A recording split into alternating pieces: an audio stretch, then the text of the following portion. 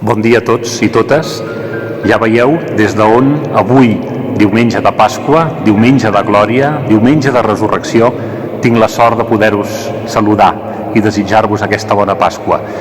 He vingut aquí a les Avellanes, justament en aquests espais que tant coneixem i que tantes vegades han acollit el nostre cant d'al·leluia, el nostre cant de joia, la nostra fe compartida. Doncs he vingut fins aquí per poder desitjar-vos aquest missatge de Pasqua. Som en uns temps difícils, fa temps que no ens podem trobar, fa temps que la fe la celebrem com podem, fa temps que ens enyorem els uns als altres. És en aquest context, en aquestes dificultats, on també som conscients que molta gent han perdut algú estimat. Divendres la Creu ens ho recordava. Doncs és en aquest context que hem celebrat sempre, i ho fem també, en el fons del nostre cor, la fe en el Crist ressuscitat. Avui és llum, avui és esperança, avui és un missatge d'un demà millor, avui és la certesa que el regne s'imposa i que el regne se'ns acosta. Com sentim i com llegim a l'Evangeli d'avui, que us convido a llegir. Maria Magdalena, encara a les tenebres, se'n va cap al sepulcre, necessita trobar-se amb Jesús. Veu que no hi és. Sorpresa, pregunta, no se li ocorreix res més que tornar cap a casa i dir-los als deixebles: on és? No hi és.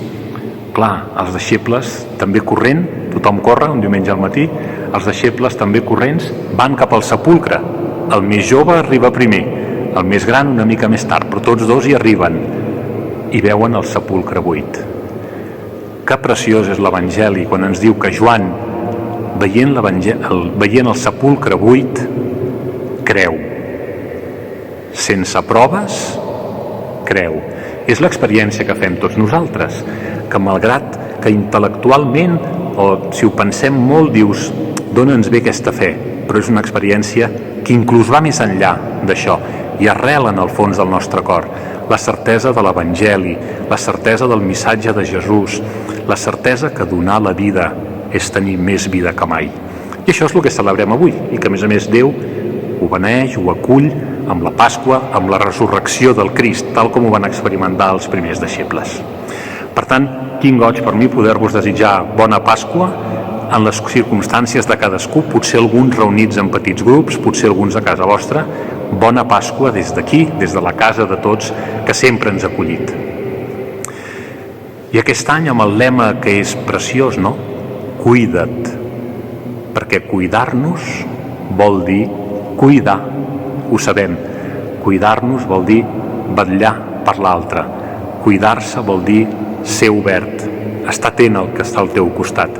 Per tant, una vegada més l'Evangeli, Jesucrist, Dijous Sant, els peus rentats, el cuidar-se els uns als altres. Doncs Jesús ressuscitat, que és el triomf de la vida i de la llum, ens recorda això, que el sentit de tot plegat és donar-se als altres. I avui també sentim molt l'alegria de Maria. Maria, la primera, la dona aquesta valenta al peu de la creu, amb els deixebles, sempre al costat de Jesús, poder com Joan, sense entendre-ho tot molt, però ell avui experimenta la resurrecció del Crist. I la resurrecció del Crist és una cosa que s'experimenta. Ni es pensa, ni s'interpreta, s'experimenta. Jesús és viu, em dóna vida, i aquesta vida em porta a estimar.